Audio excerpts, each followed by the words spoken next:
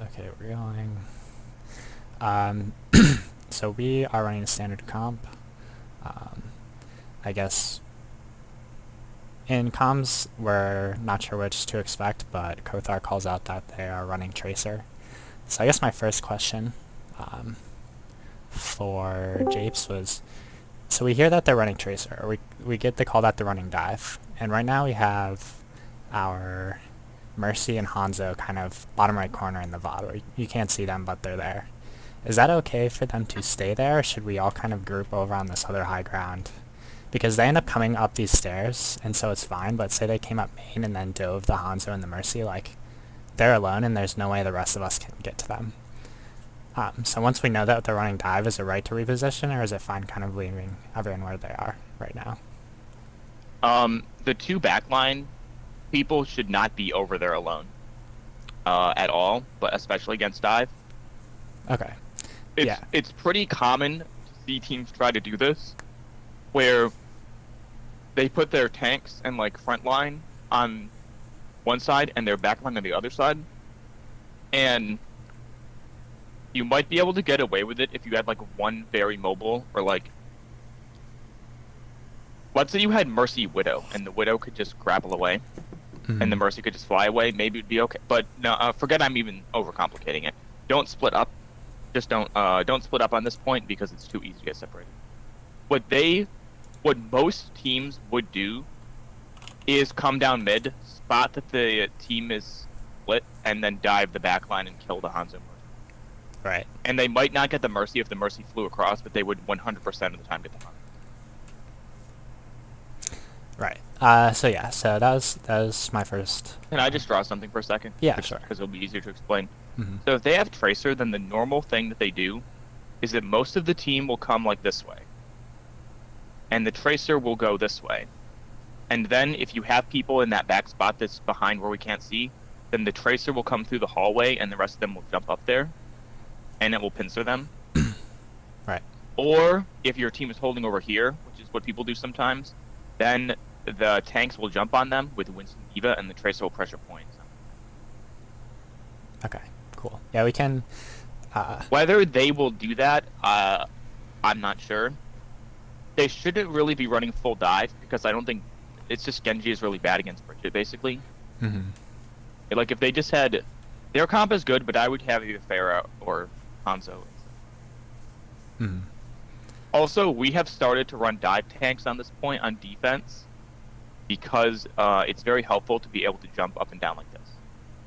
Yeah, there's a lot of verticality on this point, which makes the comp that we're running hard to help people, or to fight anywhere except for on point, really. Your tanks are going to get stuck, and they're going to have trouble reaching. Mm-hmm. Yeah, okay. Cool, good to know. Yeah. So they don't, like Paul, they don't end up doing what Paul said, which is go one of the smart ways. They end up coming up these stairs, and we happen to be right there. Lyra, I don't know if you missed it, or if you're here when we're talking about it, but basically since we know that we're running dive, we don't want anyone in the back line over here. We want to make sure everyone's positioned, like back line this area, front line this area, so that everyone can help everyone else, and no one is an easy dive target. So we'll play forward a little bit. Basically what's going to happen is what we were talking about in the VOD last week, where people aren't kind of responding to calls. So the Tracer gets behind. Peach Cake is the first person she targets, and she gets out just fine, but she doesn't make the call that the Tracer is back there. I eventually call it out once I start taking damage, and the Brig turns around, but the the Zarya and the Reinhardt don't really notice or care. One of the two. And so Brig and I are fighting at first just the Tracer, and then once they get in, there's a 3v2 against two supports. Like, our two supports are 2v3ing their two DPS and a monkey, while our two tanks are over here 2v3ing their supports and their other tank, which is a diva. So obviously, I mean, we basically lose this first point off this fight, and this is kind of why. So if everyone had instead just kind of turned around and we started focusing down these people who get in, um, and also if these people were over here with the rest of the team, then things hopefully would have gone differently.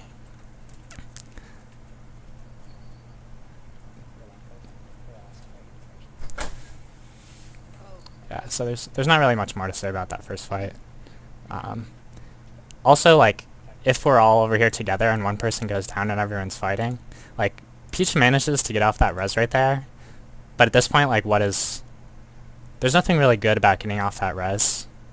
Like, the cooldown on it might even be long enough so that, like, once we lose people in the next fight, it still won't be up, so it'll be a 6v6 instead of that 7v6, which the res is supposed to give us during our fights.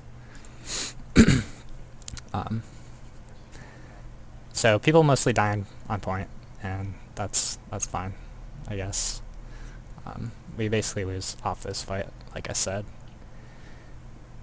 I'm not sure if you can ever expect, Paul, maybe you can say, if we can expect to get more fights on that point, like especially if they win so handily and they have so many people like capturing, like I don't know if we can expect to retouch. Do you have anything to say about that? This point is actually not that hard to re-engage on, but on hybrid maps in general, actually, on any map that starts out like either 2CPU or hybrid, but there's a point, don't worry about the exact strategy of that yet because it's rather complicated, and it requires you to know, like, it requires you to make on-the-spot decisions with judgment about like how far the point is away, how fast you are, how fast is the cap rate. Like, maybe I could find some VODs from our team to show examples of how you can recontest on like this map or like Eichenwald, which is kind of similar. Mm-hmm. Where on Eichenwald, like if you lose fast but one person on your point stays alive for a while and then the rest come back, you can sometimes do crazy stuff like have your Junkrat go over the roof to get recontest and then come back in 5v5 if they lost somebody. Mm-hmm. But basically, if you get crushed in the first fight on Numbani, the point's lost. And if everyone gets forward spawned, that's good because you want to take an early fight in the streets. But Mm-hmm. in that case, you have to not re-engage the point too early because then you'll have back spawns, right? Right. And then you have to wait for them to walk across the entire map to come back. I do agree that the main thing that went wrong is that the tanks pushed in while your backline was under attack, and this meant that they didn't have support because the backline was busy defending themselves and couldn't kill them. Like Mercy flew across the point to get to Hanzo to get to safety, and then Bridget turns and is fighting the flankers. So when the tanks walk in, who's healing them? They don't have a Mercy Beam and they don't have Bridget's E because Bridget can't see them. So at best they have an Orb of Harmony, but that Orb of Harmony is probably being used to keep someone alive against the flankers too. So Reinhardt in particular and Zarya too need a lot of pocketing in order to stay alive because they just have to take so much damage to do their job. So you have to be very always thinking about whether your supports are actually with you, because if they're not, then you're not going to last long. And again, there's just always options for people to be talking back and forth. Like, I think people are just focused on their own gameplay and not the rest of the team, which is fair, right? But if you see a Reinhardt walking in and you see that the Mercy isn't with him, then you can say, whoa, watch out, Reinhardt, Mercy's not with you. You know what I mean? Mm-hmm. Because there's no sustain, right? Otherwise. Right. Can I also say, like, individually, are we looking around often? I think that's part of the game sense. Yeah, I think that and could be. Also, people aren't aware of the positioning in the first place because they are so laser focused. So maybe When you get started as a team, I think to some extent, individual first-person VODs of you playing with a team instead of in solo queue are actually more important to look at than these team VODs, because sometimes it's like,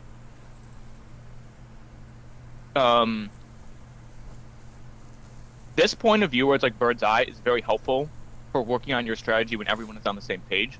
But if people aren't on the same page, it can be kind of tricky to figure out why they're not from sort of a faraway view. If that makes sense. Mm-hmm.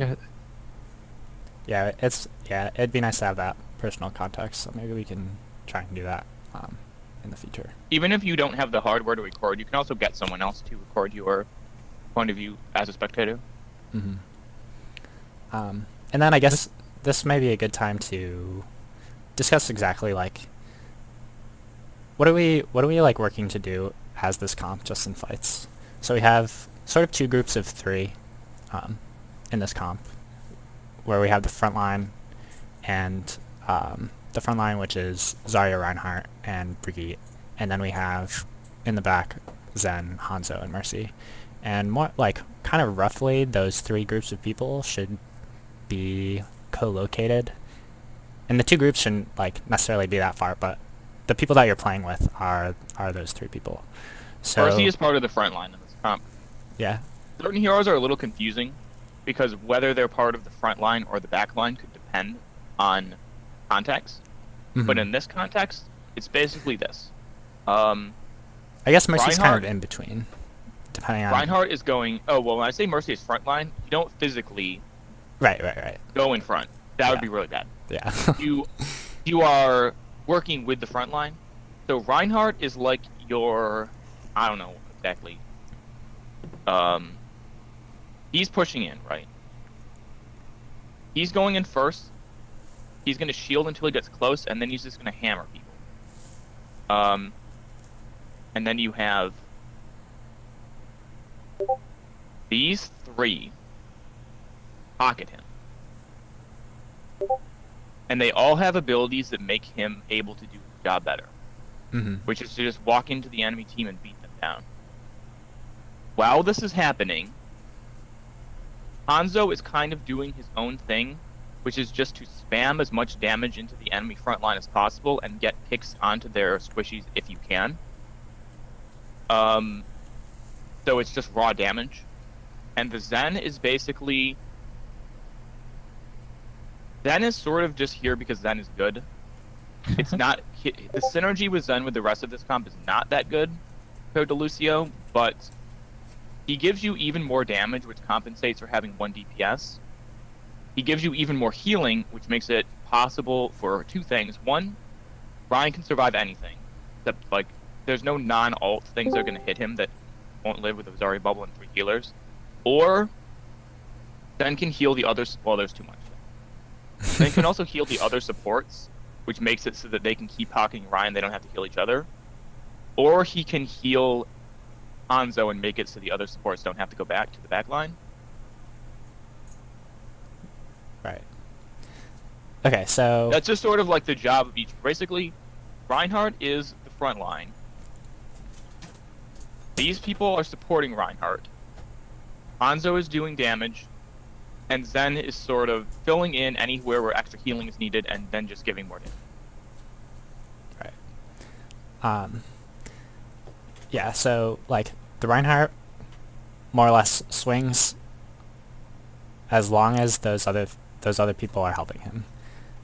If Like you get you low, always you want to obviously stop swinging. yeah, but if you want to stay alive, that's the most important thing. BY said that in our last review. So like sure. you want to hey, what's up, BY? So you want to just keep swinging basically until the heals like stop coming in or you're getting DPS too fast so that you're gonna die. And then you have the Zarya with her secondary bubble, her self bubble, and body blocking, and the Brigitte shield to help him stay alive while he's getting healed back up to a place where he can go back to swinging a again. crucial thing is that you use the Reinhardt shield to get close. Yeah. And then once you get close, you put the shield down and swing, and the Zarya bubble goes onto the Reinhardt. Mm-hmm. So this will give you Reinhardt 2 seconds, or until the bubble breaks, swing freely, and it will give the Zarya 40 energy almost every time. Right. And then Zarya using her bubble, well, first to take damage until she runs out of her shield because her shield will regenerate. And then her bubble to body block for Reinhardt or Brig as they're getting healing will give you the other 40 damage. So you should be able to farm the energy on Zarya relatively quickly that way. I think there's different play styles with how you use the self shield. I tend to use my self shield as like something that lets me make more aggressive plays than I normally would. But Yeah. Using it to body block for your other front line is also a good idea. Right. Or just I like, never thought of that. there's also If sort you're of a positioned aggressively, like you should, then you'll just get 40 energy stuff level. yeah. So like I'm kind sorry, of what? like Someone else said something. Avani. I said I something. never thought of that using the bubble to body block. That's a good thing. Yeah. And so like kind of like we're on defense right now, but we still want to be proactive like in our fighting. Basically, they're looking to come around this corner that our two of our frontline tanks are currently at, find a target, and then dive us. So if we're proactive at meeting them at this corner, the front line is doing what they're supposed to be doing and basically swinging around, being a nuisance, and being kind of aggressive. Like if their tanks go down in half and then they try and dive in, like it's going to be infinitely less effective. So we still don't want to be just like sitting here waiting for them to dive in and then turning around and saying like, hey, let's wait for them to do what they're going to do and then like try and prevent that. We want to prevent them from doing that before that even happens. Even if we're not like, so like right now we're still fighting to farm ults because we lost the first point so quickly. So we're being proactive. We're trying to farm our ults. We're also trying to prevent them from doing whatever it is that they're trying to do in this fight. So I will move us forward a little bit. Also, I'm gonna like call out some of our backline, like myself and Lyra for positioning. Another good like to talk about sight lines. So basically, they're kind of back here. Right now, they can see like more or less this way, and as they move forwards, like the angle at which they can see is going to increase, right? So anyone that's in the back line should be kind of standing like on this angle as they come around and like using cover to go like from place to place to like maintain that angle. And a lot of time that's not happening, right? Like Jape said, the Zen and the Lyra are kind of like spamming damage into the front line. Like ideally we can get squishies, but a lot of the time like they should also be following this metric. Like they shouldn't allow us to be just putting in free damage on them. And we shouldn't be in a spot where they like our squishies can get picked. So in fights like that is something to watch out for if you're looking at your personal positioning.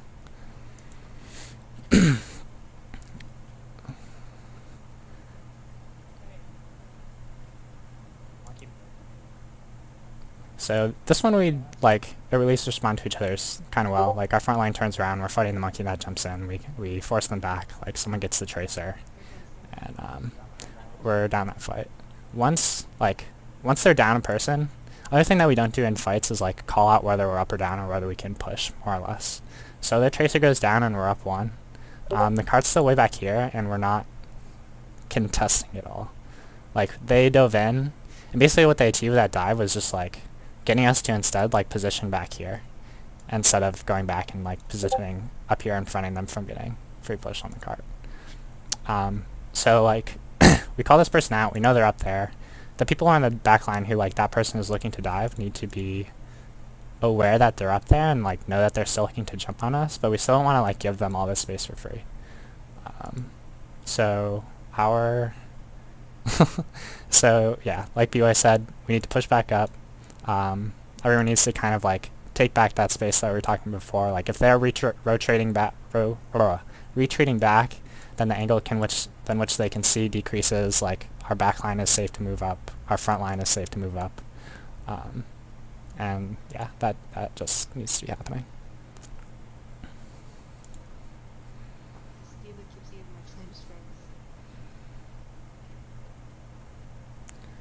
So, Yeah, you really don't want to. You really don't want to be backing up here. You want to go right in. yeah, like this again, like Right what we in. were talking about. Be proactive. We want to prevent them from doing what they want to do Huge kill on that before. tracer too. Yeah, that was actually a really good stun. That's basically why Tracer is bad right now, because Brew can just stun her and then she has 150 health, which, you know, will easily get DPS by the Brig and a Hanzo or a Zen headshot or something like If that. she gets stunned, she actually has 100 health. Because she took 50. Right. 150 total health. Why does it keep changing? Is that one-shottable with Zen's left click with a Discord? It doesn't matter because the Brigida can one-shot her with left click shift. Yeah. So the let's back up here for 5 seconds or so.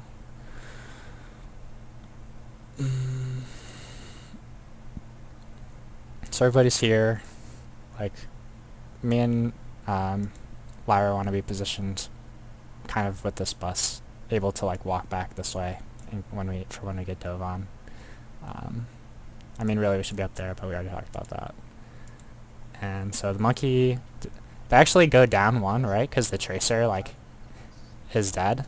But as we're repositioning, they decide to go in anyway, which should not work out for them, but does work out because everyone on our team kind of just scatters.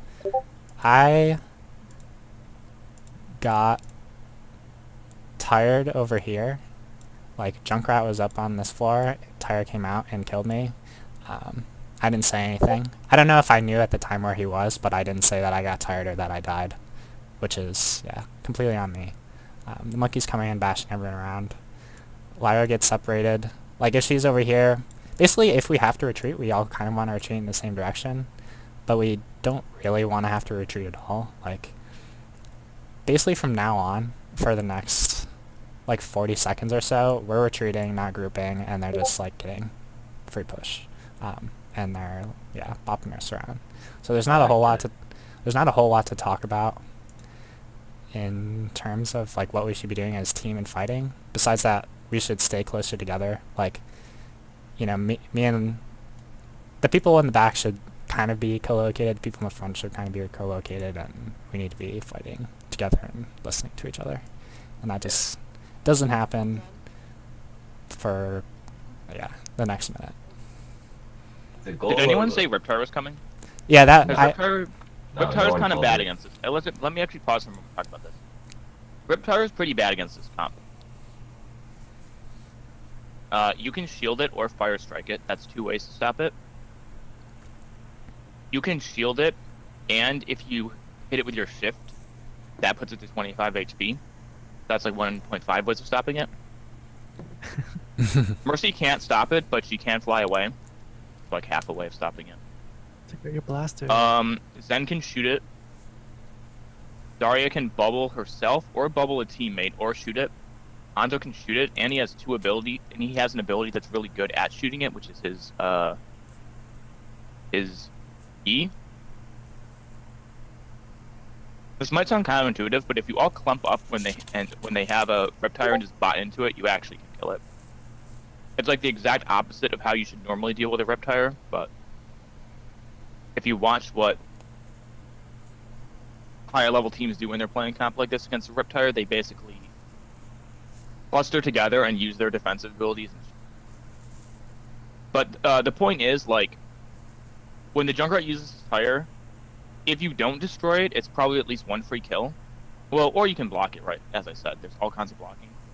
But when he uses his Rip Tire, then destroying the tire is your #1 priority for everyone. Because if they don't pick your Zen, this is a very different fight. Because you have Transcendence, and you also could Discord this Primal Monkey and maybe kill him. Putting Discord on him is like doing 300 damage to him. Just like by looking at him, pressing E. So it's very unfortunate that you actually lost Zen. Yeah. We can go back and see, let's just go back and see, just so you can see where it came from. Reptile is an extremely free ult. Okay, well there. It's actually right there. There's the Junkrat. We'll go back 5 more seconds. So he. Maybe that would actually be very difficult to stop. I didn't realize he was up there. Let's see. Let's watch what he does. Yeah. Gonna mind jump up there. Yep.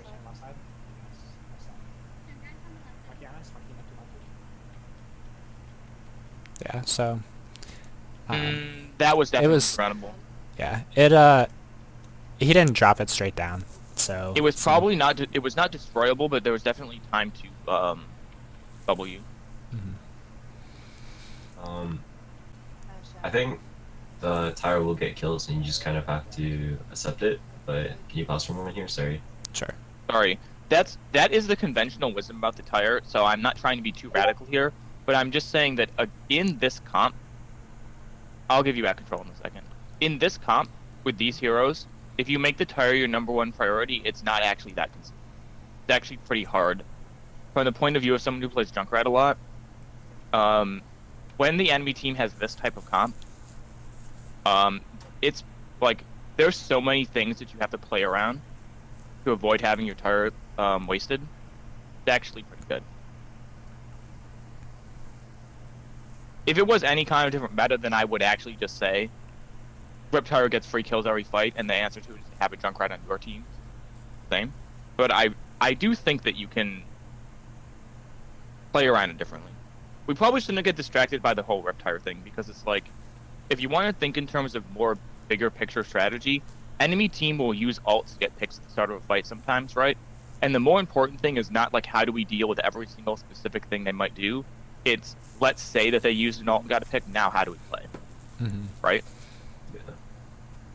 I mean, No, what BY is in this probably going to tell scenario- you is, this is very bad. Because if they're pushing the cart while they're fighting you, then as a defender, what are you actually accomplishing by fighting? Right? Well, I think just outside of that, what you need to realize is at the start of this fight, the Tracer goes in and feeds immediately, right? Break stuns her, Tracer's eliminated, you know, breaks OP, etc., etc. That's what happens. So Tracer's out of the picture, and you guys are in a 6v5, which is fantastic. You know, that's great for you guys. Lagura dies unfortunately to Riptire. It's gonna happen. So now it's a 5v5, right? So what happens next is the Winston pops Primal. So what's the Winston's goal in popping Primal in this situation, right? So if you think about it, Winston's Primal is primarily used to split and distract the enemy team, right? So the worst thing you can do as a team is to let the Winston's Primal succeed and let it split and distract you. So what you should do as a team is basically just try and regroup as much as possible and play together, which coincidentally just happens to be like a basic of teamwork. So in a situation like this where the Winston is just kind of creating a mess for you, I'd say the goal as a team would be just to regroup as fast and as hard as possible and to just kind of turtle up and heal each other, right? As it happens, Oceans and Lyra, I believe, get cut off to the front line while the Winston starts pushing everyone else in the back. So what you guys basically just need to do is just don't let the Winston split and distract you guys, and just play more in a formation and stay more grouped up. That's basically all I wanted to say. Right. Is that the general heuristic that we need to follow? Like, we just need to group up more in this particular composition? Yeah, like 100%. It's also, I don't know. I came a bit late. Sorry about that. But I don't know what happened. I don't know what Legro went over in the first map, but also in the very first fight of Numbani, you guys weren't grouped up, and you just need to group up. That's Yeah. what we went over. Yeah. Yeah, Yeah, we basically. talked about that.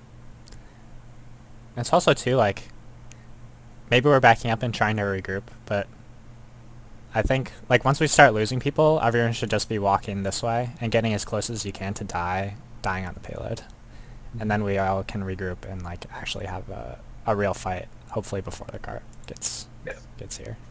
An easy way to regroup is to just everyone go and die in cart if things go south. That way, when you all respawn, you can wait for each other to respawn and then go back in together as a team. Yeah. I think I end up trying to contest here, but I die pretty quickly as well. Yeah. So, we'll keep going.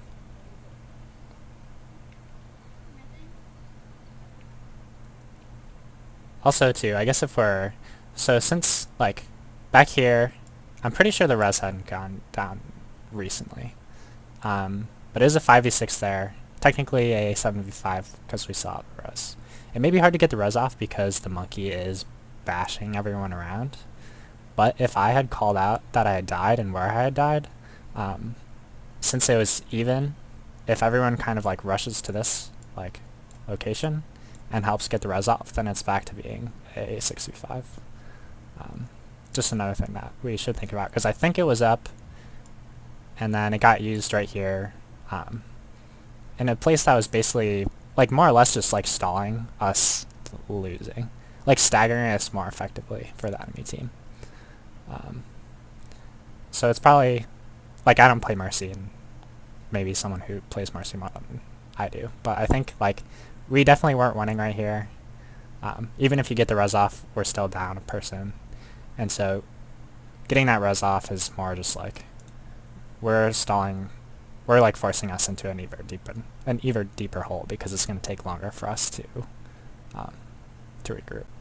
Yeah, that's a thing of Mercy. Like someone should make in the big bold letters like res can be considered harmful at some points. Yeah. Like can hurt you a lot. It's, yeah. Sometimes it's better pretending it doesn't exist. Yeah. So here we kind of regrouped. Hanzo wasn't there. And so right now, like, we have the Grav and Dragons. I think that got called, like, well, a couple of people were dead, and we were planning on using that the next time we regrouped. We didn't really get regrouped, and we try and use it here to stop this last little bit of push, but, like, look where everyone on our team is. Oceans had called out that she was pinning our shield down. Kothar's back here. Mercy is dead, and that's, like, hugely important, because if Mercy is dead, then we can't damage boost the Hanzo.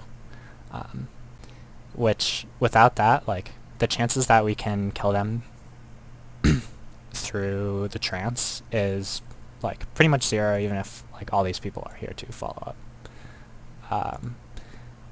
So, yeah, like, that combo is more or less dead if the Mercy dies. And so this is, yeah, just a general, like, where is our team? Like, are we grouped? Are we ready to use this combo? Like, kind of thing. Answer is, like, obviously not.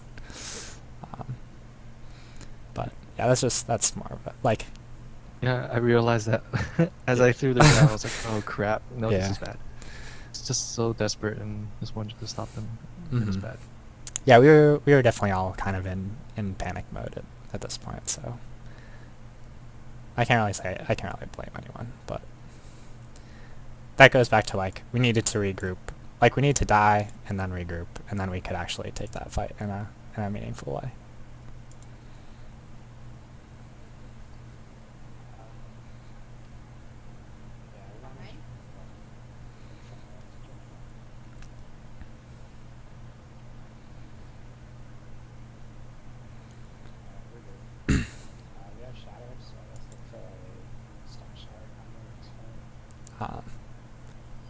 Yeah, so I actually, like, say Stun Shatter. They're not running Orion, so, like, what am I talking about?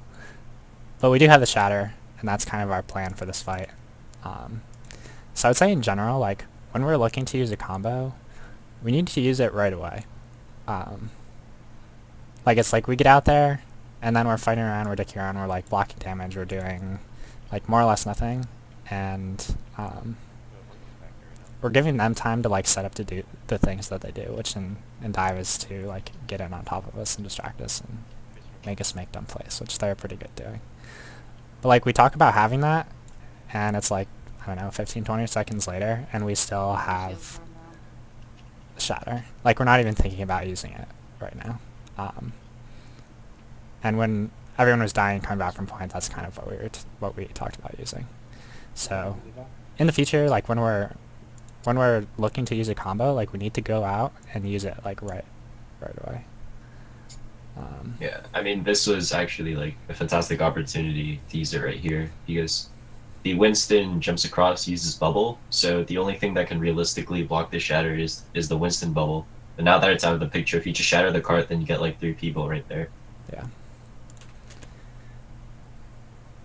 Again, too, so, like, we kind of talked about.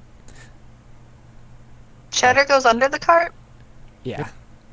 I did not know that.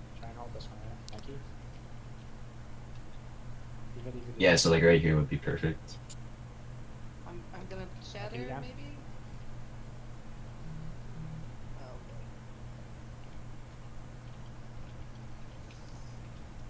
You can sneak a lot of nifty things under the cart. Like you can throw a Moira ball under the cart. It's really cool. So there too, we used 3 support ults to win that fight. It was kind of unfortunate that the rally and the Valk got thrown down at the exact same time. That's something we can talk about as a team. Like, that's another, maybe something we can stick into our pre-fight planning. Like, hey, if our tanks get low, or, like, we need to use a support ult to keep people alive, like, what are we going to use? I had previously just used the trance over here to accomplish that. And then, right, like, yeah, back here, like, that gets used. But then also, like, Kothar pops his rally and then, like, runs this way to Tracer or Monkey or something like that. Where, like, the people that he needs to be putting the, putting the armor and stuff on are up there. Maybe he heard the Valk and he was like, oh, whoops, like, I shouldn't have used my ult right then, so it doesn't really matter. Stacking the rally and the Valk is actually fine. Oh, yeah. Because the the rally is still going to give you armor for the next fight. Obviously, running off with it and not giving full armor is bad. Right. But there's also too, like using it immediately when the fight ends is actually not that bad of a decision, because he can start passively building his ult again, while you guys have armor, and the armor on the Zarya and Zen will pretty much last forever if you don't die. Mm-hmm. So it's not. Don't think of rally the way you think of other support ults, because you don't use it at the same time. It only gives you 25 armor per second, so it can't be used to counter an enemy ult. It can be used to counter an enemy team diving you, but it won't stop like anything. Damage, yeah. Right. But also, because of the weird way that Bridget's ult charge works, it's one of the only ults that you just use completely outside of a fight, because then everyone has the 100 armor stack. And once she's done giving armor, she immediately can build ult again. So, like, you can potentially have another rally up while some of the rally armor from your previous rally is still there. And it's kind of like breaking the rule in Overwatch that you can't get ult charge from your own ult, because you can use the advantage that you have from having armor on your team to build your ult faster. To be more aggressive. Exactly. Yeah. Also, too, something I missed that I had wanted to talk about. So we get the shatter off here. Monkey. Yeah, so just don't charge into your shatters. Like, the monkey is right here, stunned, and then he ends up getting away and can pop his ult. And then the diva also gets knocked back over here into safety. So yeah, just don't do it. Yeah. Fire strike and just press W and swing your hammer. Like, charging is only for like picking off individual targets, in my opinion. Yeah, I mean, if there's, like, say you hit someone on the, like, edge and you know that you won't hit anyone else and you can charge them right here, like, I guess fine, like, maybe there's case situations like that, but I would say in general, just don't do it.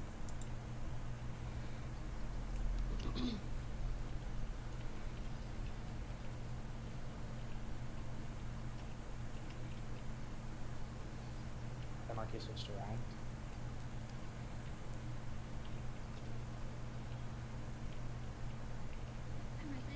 Protect the rise. Keep the shield up. Yeah, so there I yell at Potions for putting her shield down, / no one for turning around while she was trying to res me. Going down. From behind. Junkrat's behind that too. There, it didn't get called. Also, so this is, if you watch the Mercy, like, if we go back, she needs to be damage boosting. Like, to apply the damage boost needs to be on the Hanzo the whole time that drag is happening. Like, the boost is applied as the damage ticks.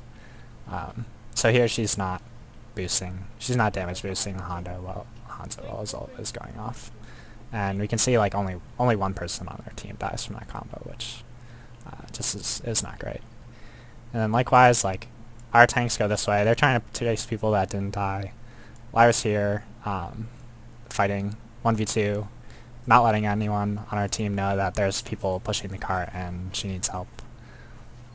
Eventually, our team comes back and realizes that that's happening, and they're like, oh shit, we need to go help.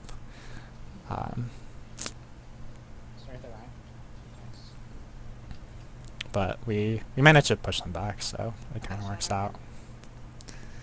But yeah, that's just, like, you need to say that there's people pushing the cart right then, pretty much.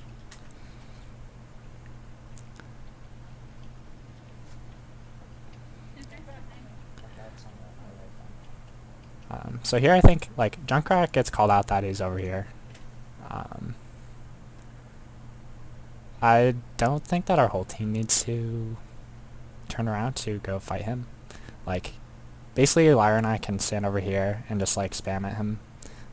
If people are standing up here, they can't get hit by Junkrat, really, unless he's like spamming and hitting some kind of weird angle off of this thing. But so this is like a rare case where there's too much reaction from our team where there doesn't really need to be. Especially because in this fight we had called like Shadows back up and we're looking for that combo again. But that's not going to happen because everyone else on their team is going to be coming this way, and neither the Brig nor the Ryan nor anyone is up there to take care of that. If you don't have mobility, you probably don't want to be going off on missions to chase enemies like that. Yeah, especially you probably won't catch them, and it will take you a long time to get back.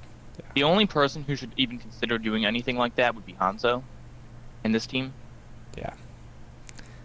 And Bridget, definitely not. You're too slow, and you will not be where you need to be later in the fight. Yeah. Like that, if we're looking for that combo, like the Brig needs to be right next to Ryan, and like waiting for their Ryan who had switched from Winston to Ryan a couple fights ago to come in. Like they need to be right next to each other, and the Brig needs to count it down, like count her stun down, and then the Ryan needs to, I think like on 1 basically. Because of the cast time and how long the Brig stun lasts. But yeah, so too much reaction, we have to kind of loop back around. Luckily they don't really push in, so we're here anyway. This is another thing where, like I think, had we been here, like the people that are there is their main tank and their 2 supports. So like if our front line is here and we hit the Reinhardt, here's a general lesson that you should think about. Don't assume when you're on defense that wherever the cart is where your front line should be. You can be in front of the cart. Yeah. Like you could. Let me go back just a second. Sure. You could have had your Reinhardt here, and your backline here, and the cart all the way back here, and that would have been fine as well. I think you might be subconsciously assuming that the cart is where you defend, but if there's a better position in front of the cart, definitely take it. Also, it means that the cart will roll back, whereas if you fight on the cart, it will be still. Yeah, like if our backline is standing in this area, like no one can sneak around and push the cart. We're forcing them to fight around this corner, and we're like taking back this little bit of space that they again have to force through. Like if we're standing back here, then that's free space for them. Likewise, if we push them all the way back, we can just take this corner, and then like there's all that space. Backline can still be standing here, preventing cart from being pushed. Like there's no reason not to walk forwards and force them to take that, like to use resources to take that space again.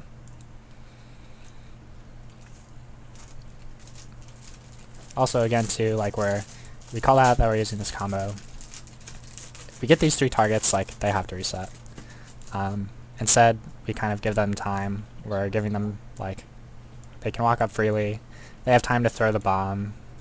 They have time to. I don't know how that bomb did. They have time to get the tire off, and then we just kind of lose the fight. I try and stall and help get the res off, but it doesn't really.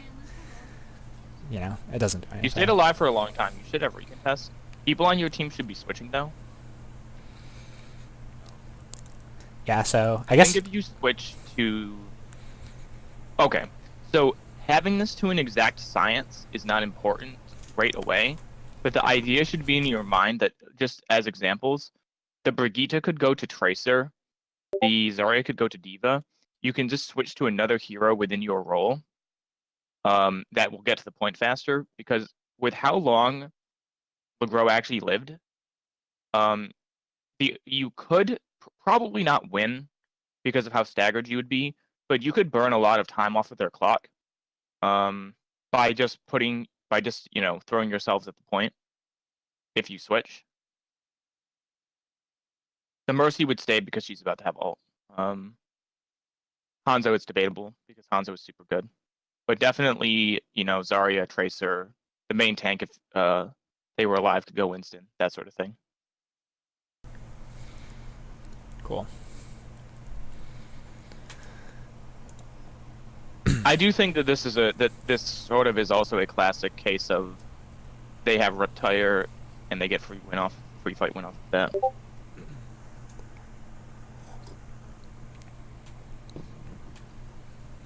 Yeah. So I see that in the Discord, like practice when to use Shatter. So they're like, since we have a Brig, like if we're ever running that comp where we have Brigitte, you can Shatter anytime because if the Reinhardt doesn't have his shield up, then it won't get blocked.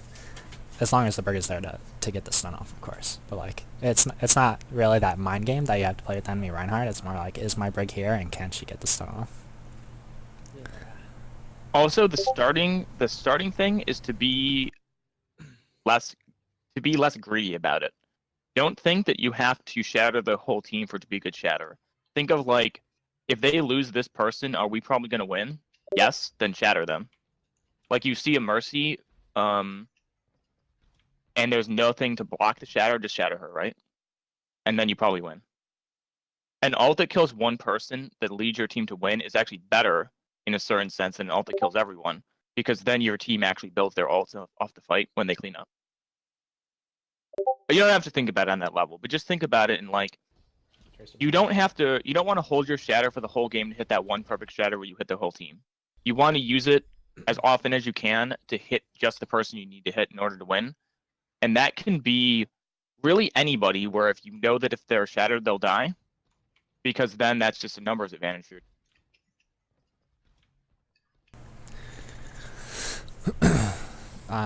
Yeah, so we choose to run dive on attack here, which I think is good for the reason that Paul said, because that first point especially has a lot of ups and downs that people need to... Except for the thing I said before about how I didn't like that they were running Genji. Now you have a Genji as well. Right. I think Genji is Kothar's comfort pick. He Best doesn't hero. really play... Yeah, best hero. Doesn't really play Tracer that much, so... Yeah. What would I do here? Yeah, you either put Kothar on Tracer and Lyra on Pharah, or you just put Kothar on Pharah, or you can do what we do on Robot House and do Pharah Hanzo however you want, but this just goes back to Kothar is a good DPS, but he needs more DPS heroes to play, right? But he could probably play Pharah with a little practice. Is this right corner over here? So when you please correct me if I'm wrong, but the first time it works out because the Zen happens right there. The second time you'll see that we jump, and then the Diva and the Junkrat are right there. So were you jumping there to take high ground, like just to get on high ground, or were you jumping there because that was a target that we were hoping to get the dive on? I'm not sure. Okay. So yeah, so their comp, like, the people that we want to get rid of, Paul or BY, say if I'm wrong, I think the first person is probably Zen. Because as a diva, like as these two heroes, that's what's gonna allow the enemy team to DPS you down the fastest. After that, like they actually just have an insane. What they're running is so bad against dive. Yeah. It could not like, be much worse. These two people are very immobile. Both of their supports and DPS are pretty... The only one that... Okay. Well, the Widowmaker, the Zen, and the Ana are all very easy to dive. Mm-hmm. The Junkrat isn't exactly easy to dive, but he's not horrible. You have Defense Matrix to eat his stuff. And then they're running Rhine, who can't peel.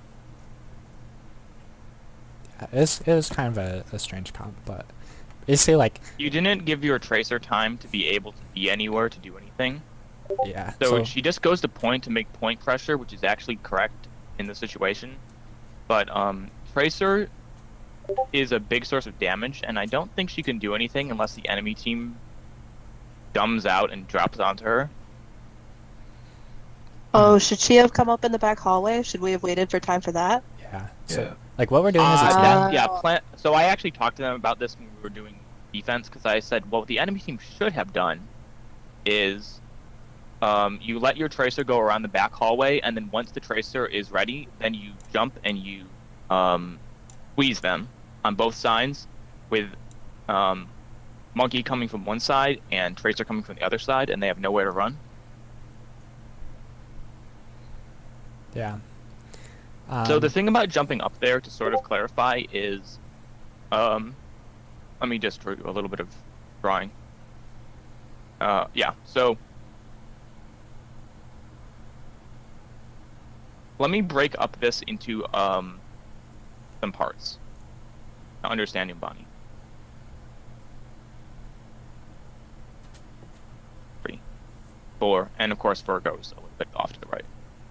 So the correct place to be on defense, if you're a backline hero, is 2. Why is 2 the best? Because you can run that way if you want. Gives you very unlimited space to retreat. 1 is probably the worst, believe it or not, even though, as you can see, people like to stand there. It looks good because it's far away, but it has severe problems.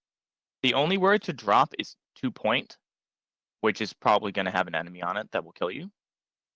Or you can retreat into the hallway, which puts you in a tiny space where there might be an enemy coming the other way. And even if there's not, this is like the worst possible place to be fighting a Winston. And you have this wall behind you here, which means that if the enemy team is running a Pharah, they can spam you. And you don't want to have your back to a wall against Pharah because of the explosive damage. So, bad to be here.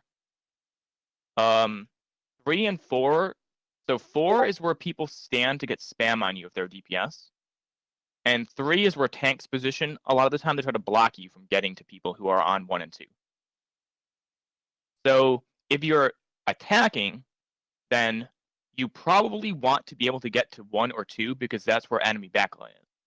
You don't usually want 3 because if anybody who you are trying to target is on 3, then they're in a bad spot. They're unnecessarily close to you and they can't see enemies coming because of the sightlines. So you don't want to jump to 3 and fight on 3, which is what you're doing. You want to either come up the street until you can jump all the way straight to 2 or 1, or you go to 4, back there off screen, and then you wait for a few seconds for your cooldowns to come back, and then you delete. And now this looks like the scribblings of a madman, but I hope you get what I was saying. Yeah. Maybe this is a bit much at once. I wonder about talking about maps-specific things, because there's like 20 maps in this game, and they all have a lot of stuff to learn.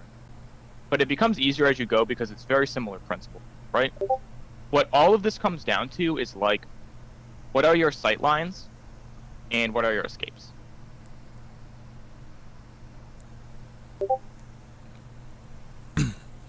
Yeah. So Do you Paul- agree with my mad scribblings? yeah, Paul more or less said everything that I wanted to say. But just basically, you either want to position up here out of their sightlines, like Paul said, or down here out of their sightlines, like Paul said. We're waiting for the tracer to be able to pinch.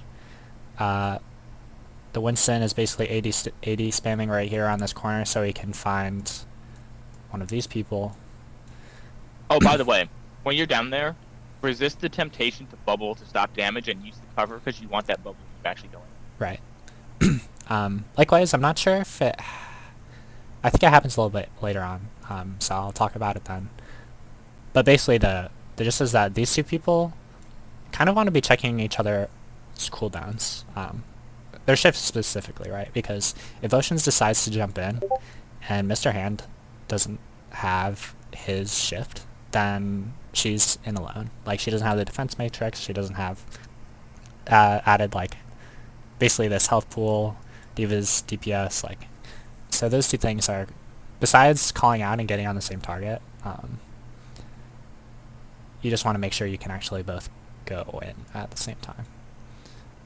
So similar to like not using the bubble to protect damage here, like you don't want to like waste all your matrix, so you don't want to like use your shift to get up here while Winston like is waiting down here to jump, like because then you don't have your shift and then you're just like stuck up here in no man's land, like all that kind of stuff. So the reason that I was asking who was up here was basically because of what Paul was getting at, is like as a Zen I couldn't see who was up there, but I didn't like, I just suspected based on where I was that there's no dive targets that were interested actually right there. And as Paul explained, there was not. So yeah, we try. It fails the first time. Everyone dies, which is fine. You just want to die if it fails, pretty much.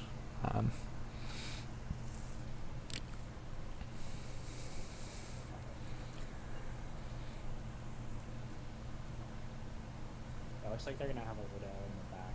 I'm gonna pause for a minute. I have a question for BY because I want his opinion about something. Because I was showing him what Kothar did. So what Kothar did there was obviously a bit of a mistake because he staggered himself. But this is something I can never decide when I'm playing DPS. If I'm in a position where I know I'm staggering myself, but I'm generating ult charge at like max rate, like I'm on, let's say I'm on Tracer and I just have free farm on a tank, just like left clicking into them. Or like I'm on Genji and I'm standing on the enemy Reinhardt's head, right clicking him. Do you make yourself easier to kill to reset faster? Or do you waste some time to get potentially, you know, double-digit amounts of ult charge? Do you see what I'm saying? Because I find myself in this situation as Genji. Let's say we're on attack on 2 CP, okay? And I'm at like 70% blade and like we clearly lost. But I'm in a spot where the enemy team can't contest me. Sometimes I will stagger myself to get sword for the next fight, and I legitimately don't know if that's good or not. So I look at what he did, and it's like if I was in his position, I wouldn't have chased the Widow, but I would have jumped onto the Reinhardt's head and tried to stay alive for as long as I could right-clicking him. Because if I live for 3 or 4 extra seconds, but I get 20 or 30 ult charge, that seems worth it to me. But I don't know if that's true, because it's completely against, like, fundamentals. Yeah, I mean, at least for now and for Liches Brew, I would just advocate for resetting as fast as possible for your team. Just full reset as fast as you can. Yeah, just full reset as fast as you can. I think just building Because I up. wanted to just say that what he did was staggering himself, but I don't want to be hypocrite because I would have staggered myself as well in that situation. It's not in the same way. Nah, I still think it's better to die as quick as possible. I mean, as Tracer, you can always just get out, right? But yeah. All right, I don't want to waste time on something that's a little complicated. But It's worth thinking. he didn't severely stagger himself or anything. Wasn't.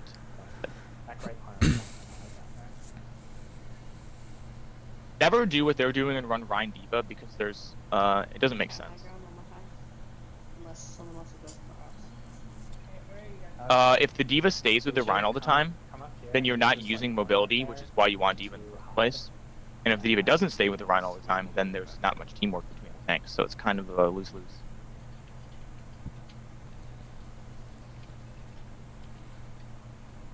Yeah, so there we jump again. Like, I think that at that point the Diva is the only person we can probably see. Like Paul said, it's fine to kind of jump here out of the rest of their sight lines and like regroup until your cooldowns are back up. Jump on the Widow Zen, or Anna. If we push the Diva off there, I don't think that's that bad. But You might have to be farther to the right in order to stay out of sight lines. I think that was part of what went wrong. Right now, though, you were taking a long time to reset. Okay, I think everyone will get away, though.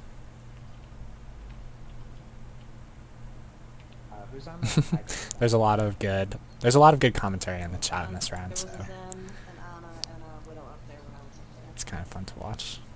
But Should I go left? yeah, again, too, we want to Yep. come this way, avoid sight lines. I think going up here is fine, but like if they were running a comp like we're running and they were positioned up here, then that would just be bad. Because we'd be walking right into the death ball.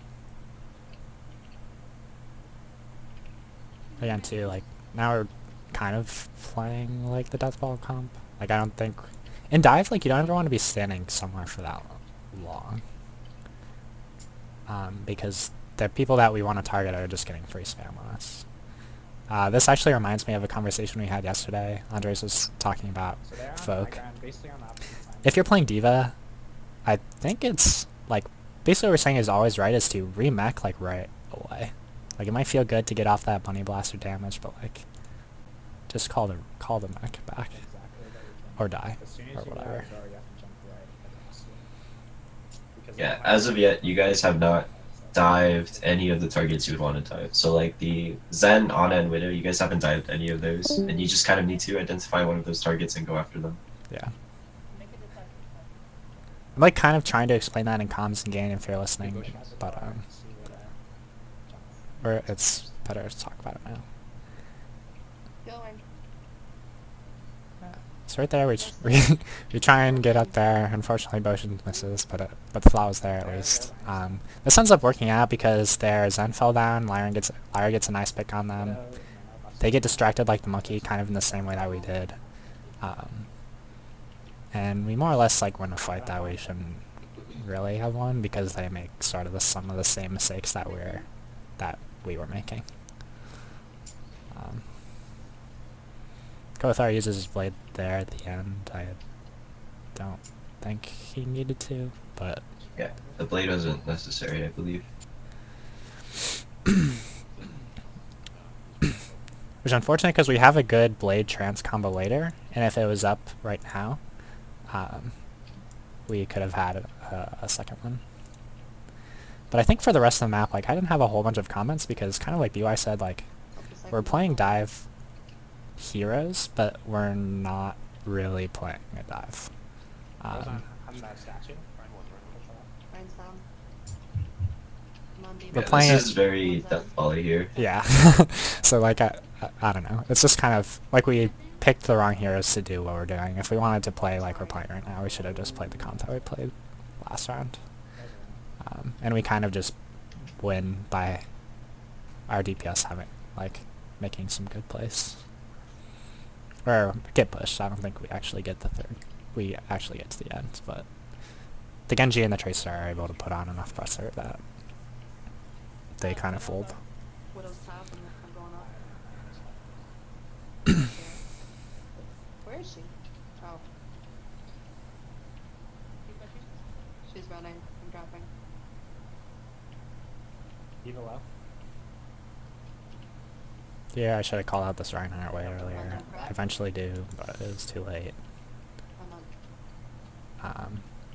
Yeah, we're just kind of deathballing. Like, I guess, like, it's kind of would be like ebb and flow thing, right? Like, if we're fighting here, and they manage to push back out a little bit, like, either we just jump from there, or, like, pick a dive target from there and go.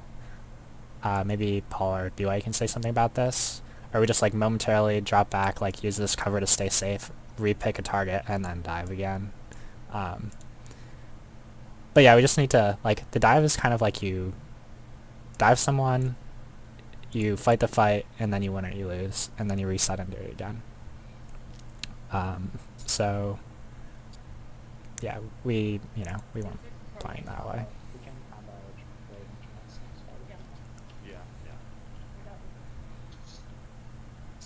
Yeah, Lyra said it well. Dive is proactive, not reactive. You guys want to be kind of pushing the fights and diving first. Yeah. Oh shit, I got back to the lead. Can we get us? Protect it. Oh. Those on high ground in the back. Widow.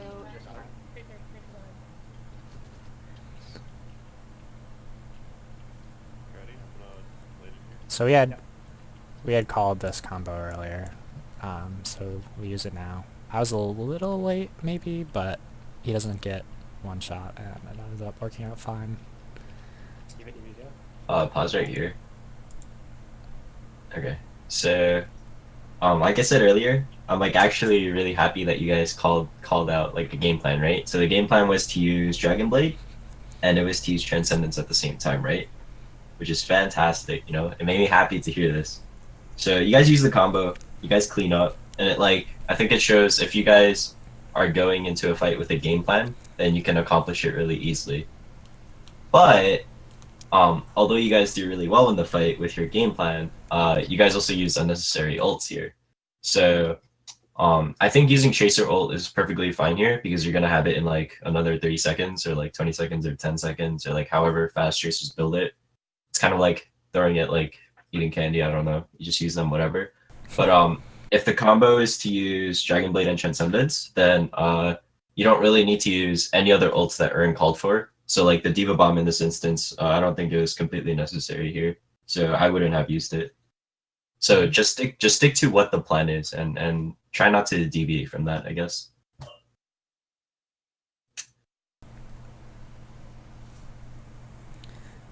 Right.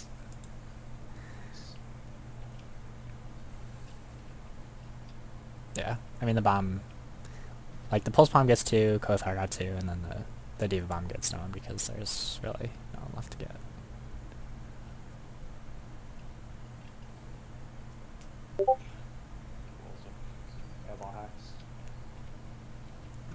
Here, like, the Lyra doesn't let us know she's dead, and none of us notice that she's dead, so we're fighting without the Tracer.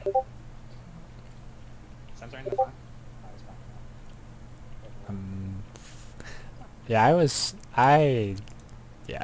was confused as to where that bomb was coming, so that's my bad for getting picked by that. That's another situation where we're trying to res when it's really not worth it. Like, it's just staggering our own team more. Our jumps off to reset, that's good.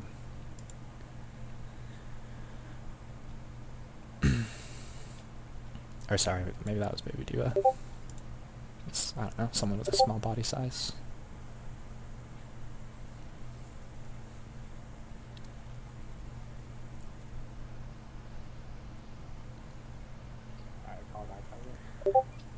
Alright, so here we are.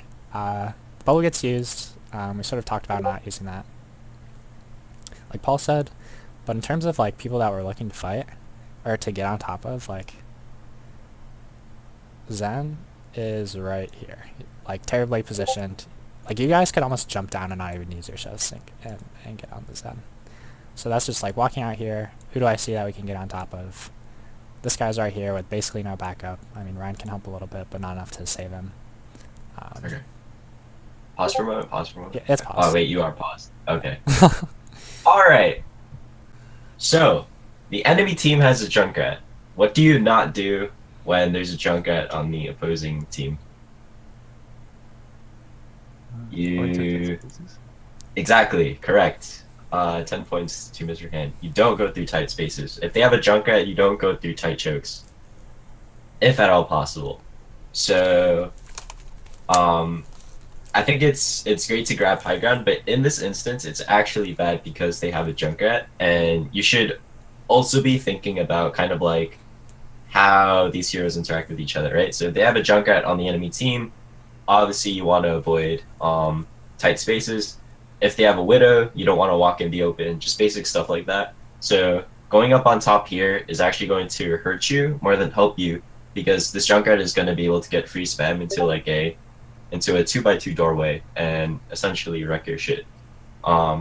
So next time you guys are pushing through somewhere, kind of think about like it's perfectly fine to go main here because it's an open space and Junkrat gets less spam. So just think actively about like countering enemy picks with like your positioning and stuff like that. Yeah, I noticed this happening actually on, not on this map, but on Oasis. It's the one with like the 2 archways and then the like high ground like thing in the middle. I don't know what it's called, but basically there, like, they have the point and we're running dive, and we're trying to like come back in through this, like, you know, there's the door and the stairs and a couple other doors. So we're trying to come back in through here, and they have like their Brig, their Ryan, their Zarya, and we're running dive and like trying to get through this space. So that's probably another situation where like that, like, our dive is not like going to get through this little tiny space like where they have a death ball, so we just needed to go main and then dive whoever was on high ground, or dive someone who was on the open ground point, or something like that. But yeah, just as a quick side to build off of what BY said, just there. Diva brought it to us. Junkrat's on the right. I'm not sure who we're fighting up there, but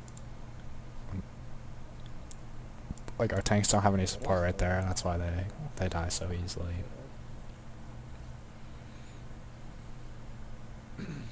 Switch something I can get back. Yeah, that was our that last fight where we blew the monkey out was pretty much our last shot. Kothar laughs because he gets shattered out of his ult. She's half. Nice. We're still on point. I'm on Junkrat. He's one. He's in the hallway. Oh, okay, so I actually almost forgot about it again. But at the end of the last fight, I call out that this Widow is back here. And then we go through this whole next fight, and everyone, including myself, just, like, forgets that she is there. And she, like, I mean, you can see how many, like, if we go back, you can see how many shots she misses. And, like, how little she's actually doing.